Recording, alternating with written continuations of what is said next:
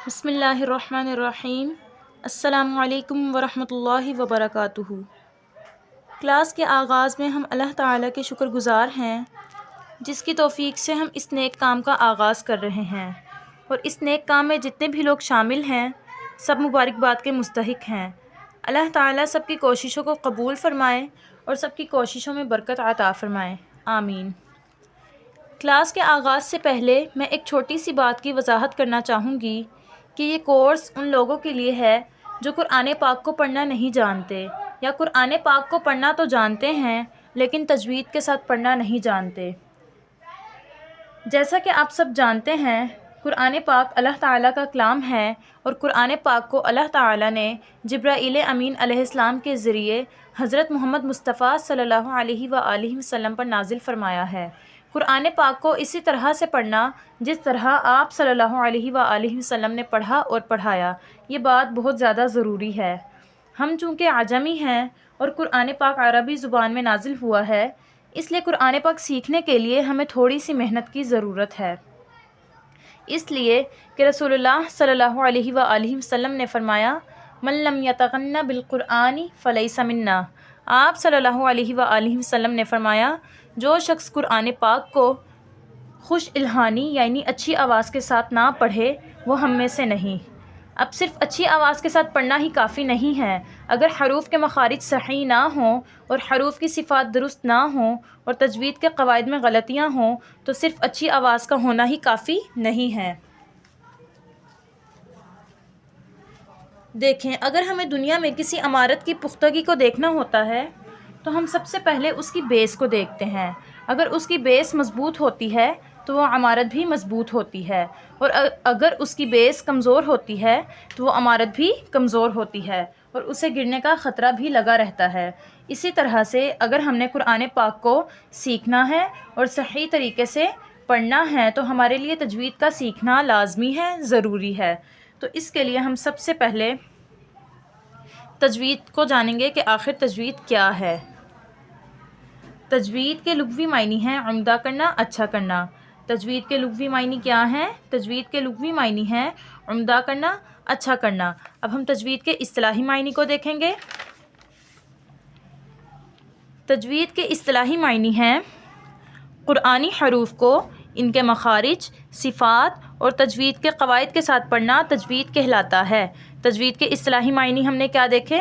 تجوید کے اصطلاحی معنی ہے قرآنی حروف کو ان کے مخارج، صفات اور تجوید کے قواعد کے ساتھ پڑھنا تجوید کہلاتا ہے۔ اب تجوید کی اس اصطلاحی تعریف کے اندر سب سے پہلے مخارج کا بیان آیا ہے، اس لیے ہم سب سے پہلے مخارج کے بارے میں جانیں گے کہ مخارج کسے کہتے ہیں۔ تو مخارج یہ کہتے ہیں حروف کے نکلنے کی جگہ کو۔ مخارج کسے کہتے ہیں؟ مخارج کہتے ہیں حروف کے نکلنے کی جگہ کو۔ اور دوسرے نمبر پہ صفات کا ذکر آیا تھا، تو ہم صفات کے بارے میں جانیں گے کہ صفات کسے کہتے ہیں۔ صفات کہتے ہیں حروف کی خوبیوں کو۔ صفات کسے کہتے ہیں؟ صفات کہتے ہیں حروف کی خوبیوں کو۔ اور پھر تیسرے نمبر پہ قواعد کا ذکر آیا۔ اب قواعد دیکھتے ہیں کسے کہتے ہیں۔ قواعد کہتے ہیں حروف کی ادائیگی کے اصول کو، یعنی ایک حرف کو ادا کرنے کے کیا اصول ہیں، کیا قوانین ہیں، اسے قواعد کہا جاتا ہے۔ اب تجوید کے اندر مخارج کا سیکھنا ہمارے لیے بہت ہی زیادہ ضروری ہے، کیونکہ جب ہم تجوید کو شروع کرتے ہیں تو سب سے پہلے مخارج کا بیان ہی آتا ہے، کیونکہ عربی کے جو 29 حروف ہیں الف سے لے کر یا تک، ہمیں ان کے مخارج کو سیکھنا پڑتا ہے، اور ان کی ادائیگی کہاں سے ہوتی ہے یہ بھی ہمیں سیکھنا پڑتا ہے، تب جا کر ہم قرآن پاک کو صحیح طریقے سے پڑھ سکتے ہیں۔ دیکھیں، سب سے پہلے ہم اس بات کو جانیں گے کہ مخارج کو جاننا ضروری کیوں ہے۔ تو مخارج کو جاننا ضروری اس لیے ہے تاکہ ہم قرآن مجید کو صحیح طریقے سے پڑھ سکیں اور ہر حرف کو صحیح طریقے سے ادا کر سکیں۔ جیسا کہ میں نے آپ کو پہلے بھی بتایا تھا کہ قرآن پاک یہ اللہ تعالیٰ کی کتاب ہے، اور اللہ تعالیٰ نے قرآن پاک کو جبرائیل امین علیہ السلام کے ذریعے حضرت محمد مصطفیٰ صلی اللہ علیہ وآلہ وسلم پر نازل فرمایا ہے۔ تو اگر ہم قرآن پاک کے علاوہ دنیاوی کوئی بھی کتاب پڑھتے ہیں اور اس کتاب کے پڑھنے میں اس کتاب کی ٹرمز کے اندر کوئی غلطیاں کرتے ہیں تو یہ بات چل جاتی ہے، لیکن قرآن مجید کے اندر زبر زیر پیش کی غلطیاں کرنا اس کی کوئی گنجائش نہیں ہے۔ بعض اوقات زبر زیر پیش کے اندر غلطی ہونے سے اس لفظ کا معنی ہی بدل جاتا ہے جو لحن جلی کے اندر آتا ہے، اس لیے ہمیں مخارج کا سیکھنا ہمارے لیے بہت زیادہ ضروری ہے، لازمی ہے، تاکہ ہم قرآن مجید کے اندر کوئی غلطی نہ کریں اور قرآن مجید کو صحیح طرح سے پڑھ سکیں۔ اگر ہم میں سے کوئی قرآن مجید پڑھتے وقت کوئی غلطیاں کرتا ہے نا، تو یقین جانیں کہ ہم قرآن مجید کے اندر لحن جلی اور لحن خفی کرتے ہوں گے، تو اس چیز سے ہم نے لازماً بچنا ہے، ورنہ ہم گناہ کے مرتکب ہو سکتے ہیں، کیونکہ لفظ کے معنی بالکل ہی بدل سکتے ہیں۔ اب میں آپ کو ایک مثال کے ذریعے سمجھاتی ہوں۔ آپ نے مدارس کے بچوں کو دیکھا ہوگا کہ ان کے مخارج کتنے پختہ ہوتے ہیں، ان کے اندر پختگی ہوتی ہے، درستگی ہوتی ہے۔ تو اس کی کیا وجہ ہوتی ہے؟ اس کی یہ وجہ ہوتی ہے کہ انہوں نے دو کام کیے ہوتے ہیں۔ ایک تو انہوں نے مدرسے کے اندر وقت لگایا ہوتا ہے، اور دوسری انہوں نے محنت کی ہوتی ہے، انہوں نے مشق کی ہوتی ہے۔ تو اگر آپ یہ دوسری چیز کریں گے تو انشاءاللہ آپ گھر بیٹھے بیٹھے مخارج کو صحیح طریقے سے سیکھ سکتے ہیں۔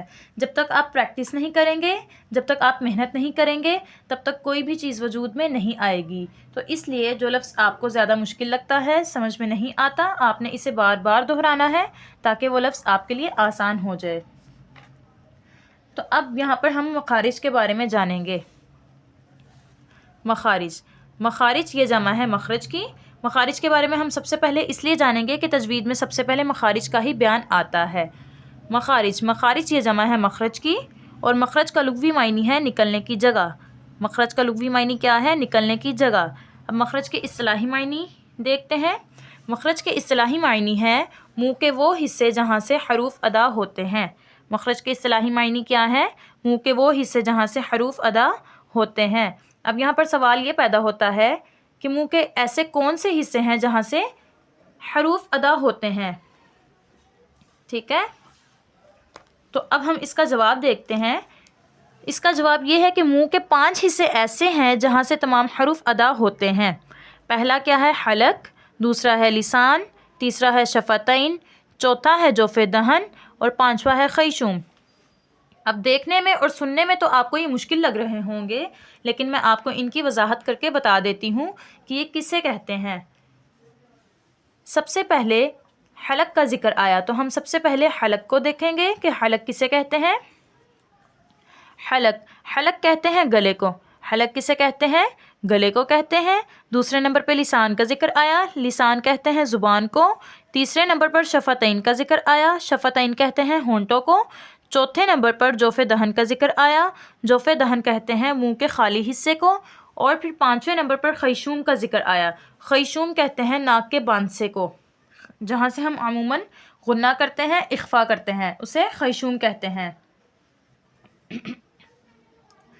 تو اب ہم نے یہاں پر تجوید کے لغوی اور اصطلاحی معنی بھی جان لیے، اور مخارج کے لغوی اور اصطلاحی معنی بھی جان لیے، اور پھر مخارج کے اصطلاحی معنی میں ہم نے یہ جانا کہ منہ کے وہ حصے جہاں سے تمام حروف ادا ہوتے ہیں۔ پھر ہم نے یہ بات بھی جانی کہ منہ کے ایسے کتنے حصے ہیں جہاں سے تمام حروف ادا ہوتے ہیں، اور پھر یہ بھی جانا کہ کون کون سے حصے ہیں جہاں سے تمام حروف ادا ہوتے ہیں۔ یہ سب آپ کے سامنے ہیں۔ یہ باتیں جاننے کے بعد اب ہم یہ بات جانیں گے کہ مخارج کل کتنے ہیں۔ مخارج کی تعریف تو ہم نے جان لی، تو اب ہم مخارج کے بارے میں جانیں گے کہ مخارج کل کتنے ہیں۔ تو دیکھیے، مخارج کل 17 ہیں۔ مخارج کل کتنے ہیں؟ مخارج کل 17 ہیں، یعنی 17 جگہ ایسی ہیں جہاں سے حروف، تمام کے تمام حروف ادا ہوتے ہیں۔